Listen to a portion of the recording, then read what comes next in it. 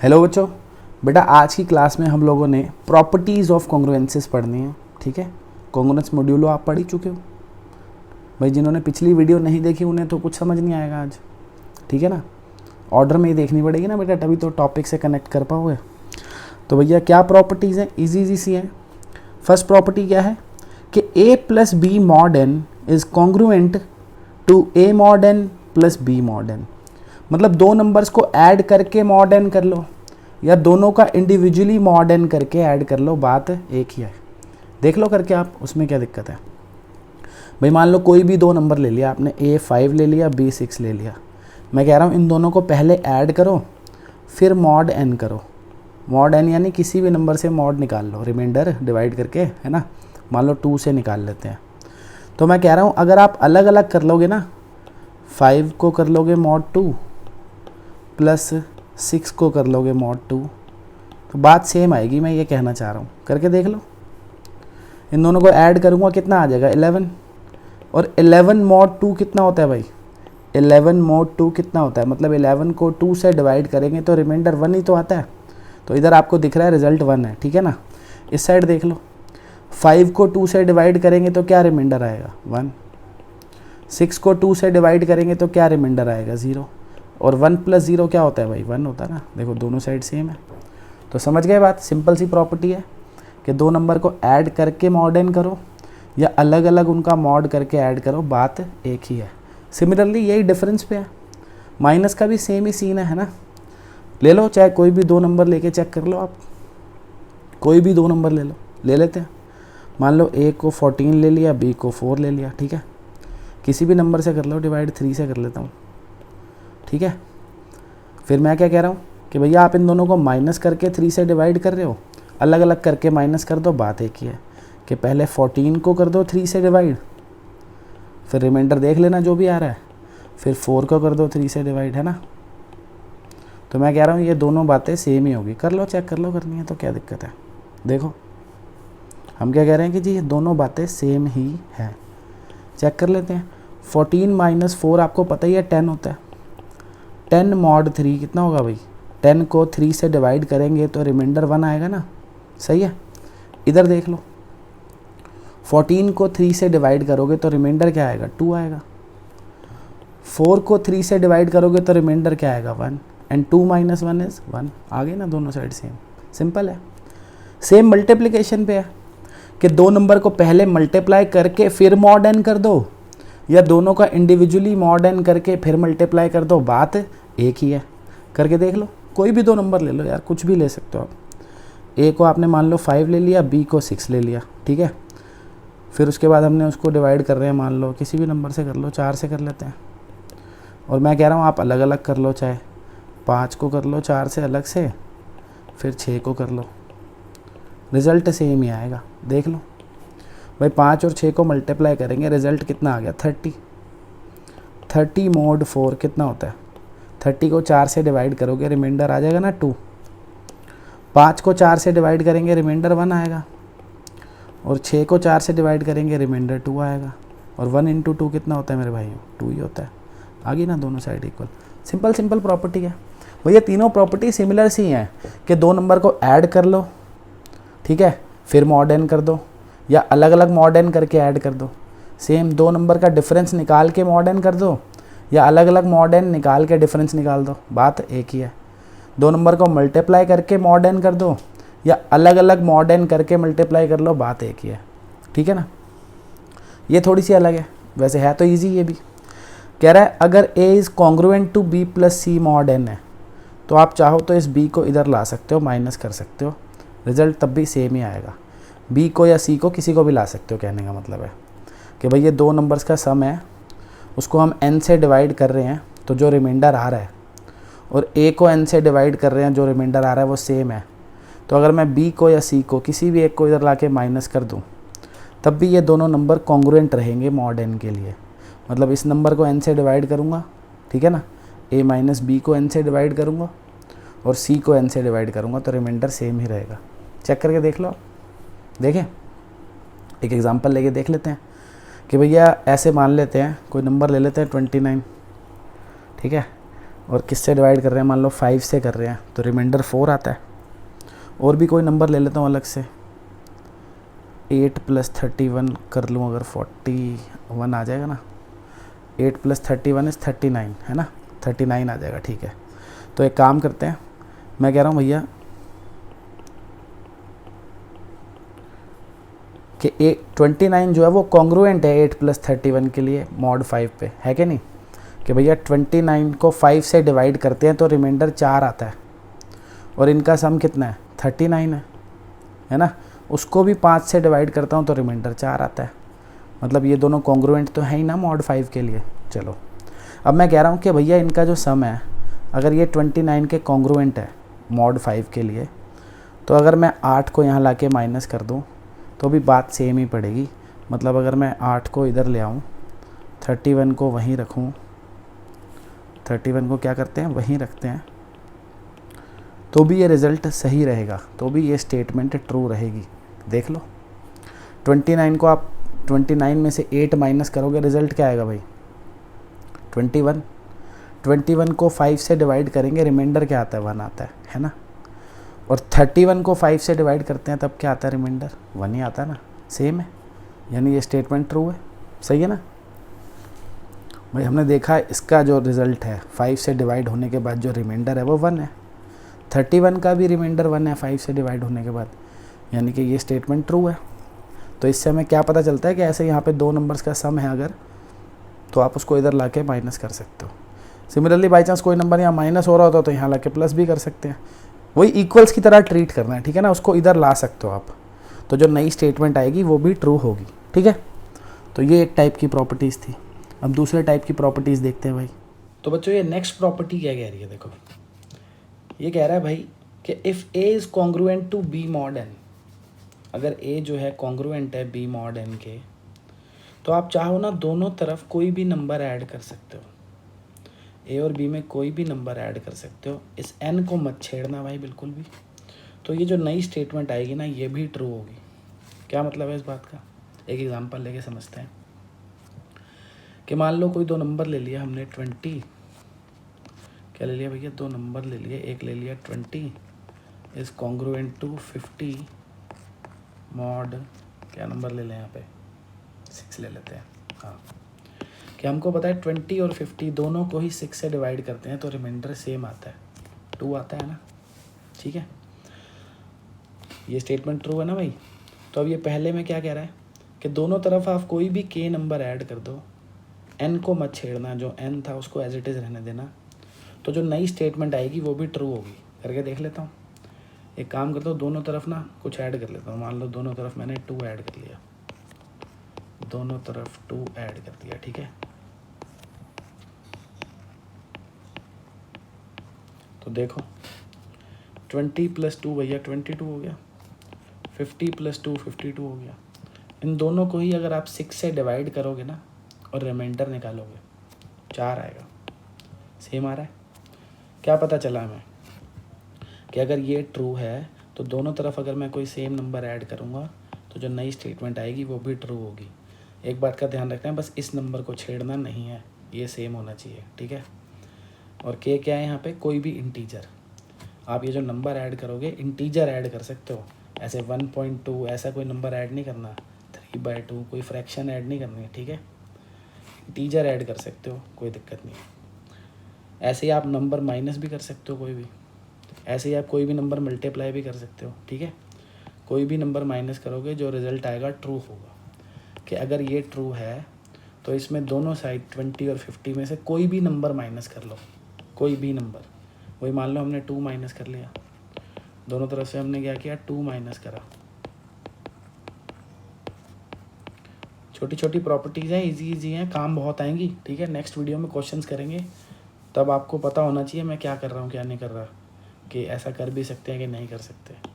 कि हम कह रहे हैं भैया अगर ये दोनों कॉन्ग्रुएंट है मॉड 6 के लिए, तो इन दोनों में से अगर मैं सेम नंबर कोई माइनस कर दूँ तब भी जो रिज़ल्ट आएगा वो ट्रू होगा। कर लो चेक, ये कितना आ गया 18, ये कितना आ गया 48, दोनों को 6 से डिवाइड करेंगे रिमाइंडर 0 आ रहा है। सही है ना।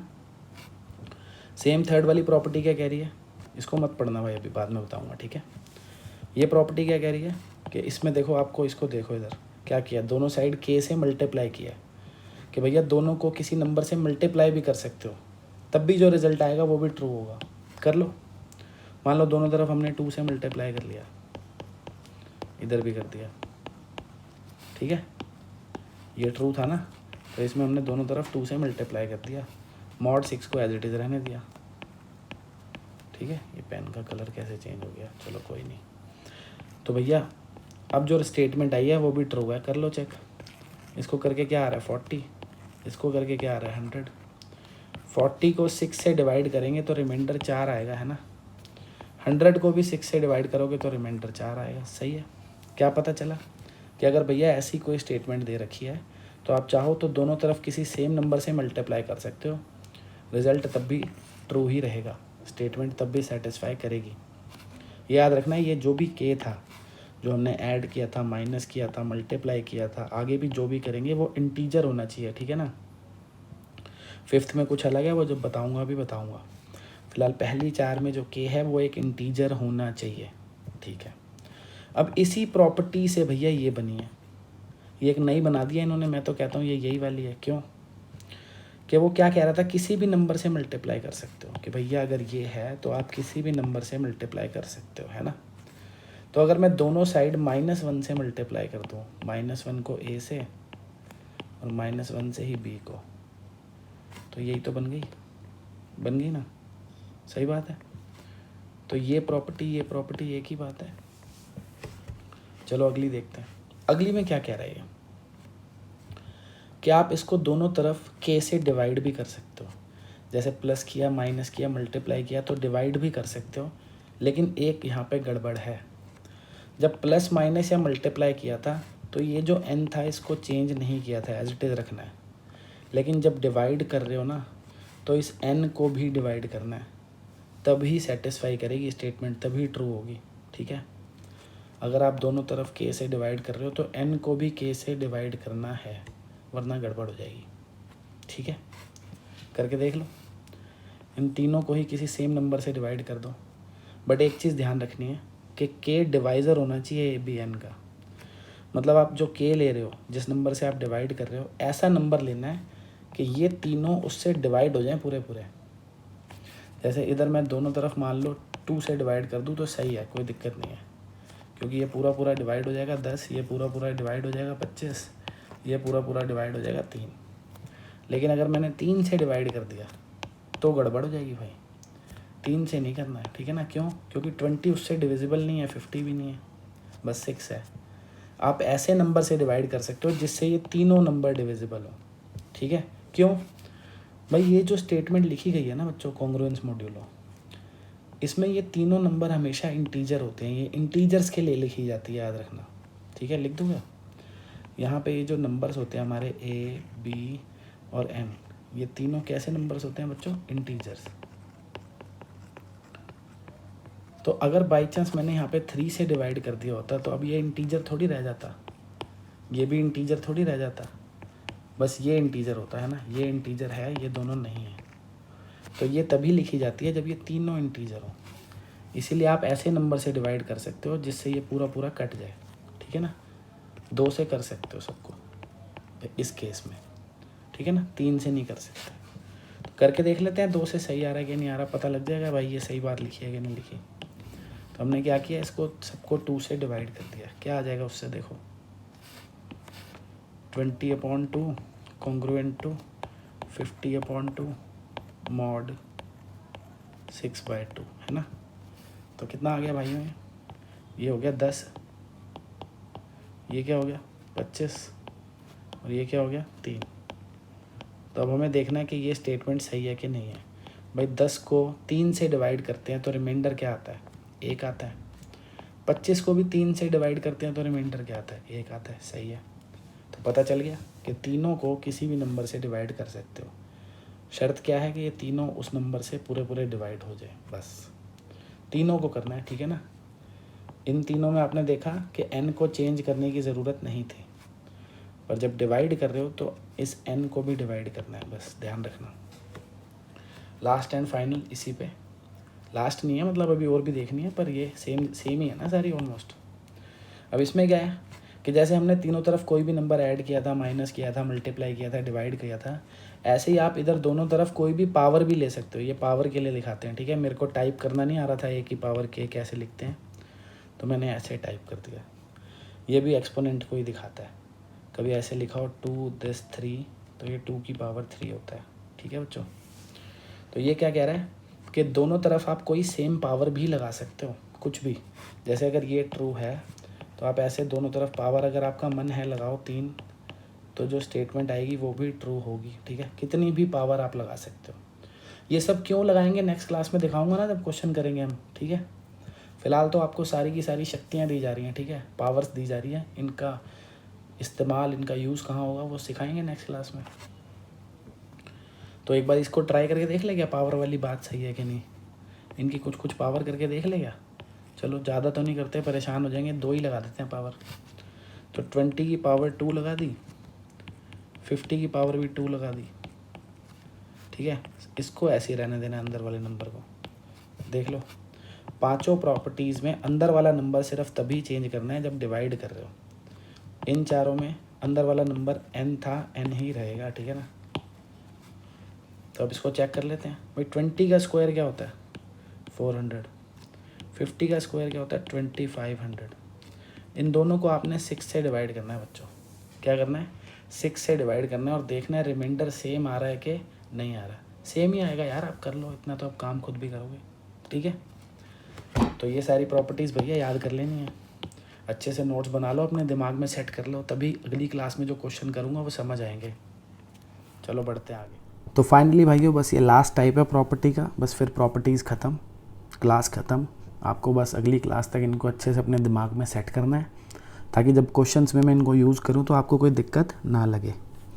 तो क्या कह रहा है इसमें कि भैया 2 कॉन्ग्रुएंसीज अगर आपको गिवन है ना, ट्रू होनी चाहिए, ठीक है। दोनों सेटिस्फाई कर रही हो, मतलब ये ट्रू होना कि ए कॉन्ग्रुएंट हो बी के, है ना, मॉड एन के लिए, और c is congruent to d mod N.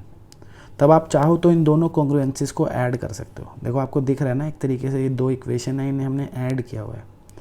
ए को सी में ऐड कर दिया, बी को डी में ऐड कर दिया।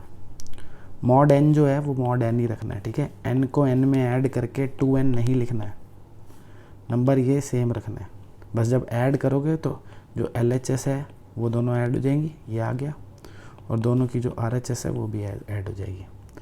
सिमिलरली आप चाहो तो इसमें से इसको माइनस भी कर सकते हो कि A में से C को माइनस कर दिया, B में से D को माइनस कर दिया। सिमिलरली आप मल्टीप्लाई भी कर सकते हो, A को C से मल्टीप्लाई कर दिया, B को D से मल्टीप्लाई कर दिया। कह रहा है भैया अगर ये दोनों कॉन्ग्रुएंसीज सही है ना, मतलब सेटिस्फाई कर रही है, ट्रू है, तो ये तीनों भी सही होंगी। कर लो चेक। पहले 2 कॉन्ग्रुएंसीज आपको लेनी पड़ेंगी कोई जो ट्रू हो, है ना। कुछ भी 2 ले लो, एग्जांपल अज्यूम कर सकते हो चेक करने के लिए। मान लो 22 ले लिया और एक नंबर ले लिया हमने 14। इन दोनों को अगर मैं 4 से डिवाइड करूँगा तो रिमाइंडर सेम ही लग रहा है ना। 22 को 4 से डिवाइड करूँगा, 14 को 4 से डिवाइड करूँगा, रिमाइंडर 2 है, तो ये ट्रू है ना पूरी कॉन्ग्रुएंस। दूसरी लिख लेता हूँ, एक और लिख लेते हैं भाई। मान लो ले ली हमने यहाँ पे 9 ले लेता हूँ, एक 21 ले लेता हूँ, ये भी सही है। 9 को 4 से डिवाइड करोगे रिमाइंडर 1 आएगा, 21 को भी 4 से डिवाइड करोगे रिमाइंडर 1 आएगा, सही है, ठीक है ना। सारी प्रॉपर्टीज़ तभी एप्लीकेबल हैं जब ये दोनों कॉन्ग्रुएंसीज सही हों, ये दोनों सही हैं, ठीक है। अब मैं इनको चेक करता हूँ।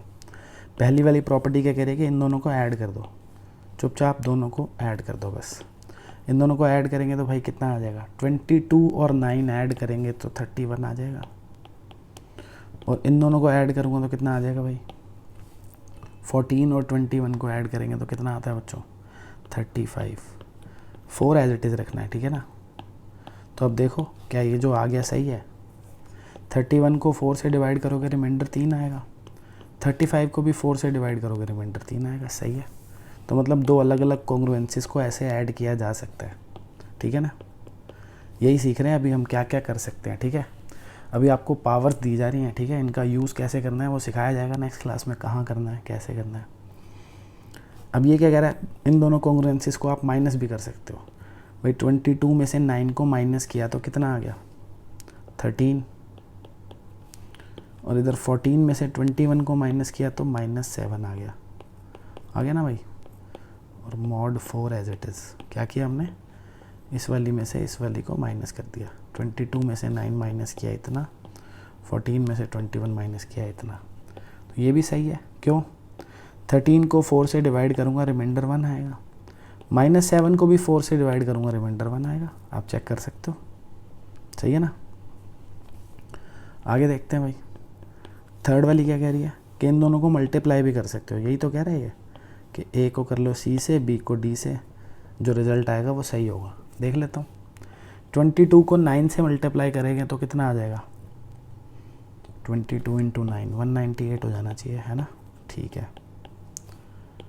और 14 और 21 को मल्टीप्लाई करेंगे तो 14 × 21 294 लग रहा है।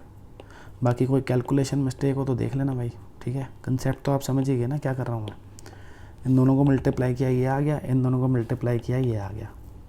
अब देखता हूँ क्या ये सही है, देख लेता हूँ।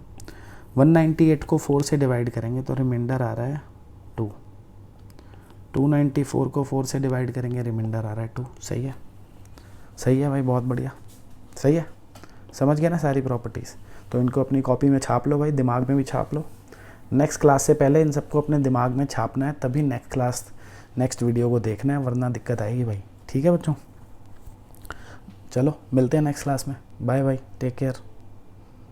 और समझ आ रहा है तो बच्चों कमेंट करो भाई, कमेंट करके बताओ, मुझे पता लगेगा आप लोग देख रहे हो वीडियो, कोई बच्चा अप्लाइड सीख रहा है इससे, मेरी वीडियो से, तभी तो मेरा भी मन करेगा ना पढ़ाने का आगे, है कि नहीं। मज़ा तभी आएगा ना जब बच्चे पढ़ रहे होंगे। पता चले मैं वेले यूट्यूब पे वीडियो डाले जा रहा हूँ, कोई पढ़ रहा नहीं, अपना टाइम पास करे जा रहा हूँ, तो फिर वो टाइम पास ही है कि नहीं, उससे बेनिफिट भी तो होना चाहिए किसी को। तो भाइयों और बहनों, अगर आपको समझ आ रहा है, आप लोग चाहते हैं और वीडियो बनती रहें, तो इसको शेयर करो, सब्सक्राइब करो, कमेंट करो, बताओ। ठीक है, चलो बाय।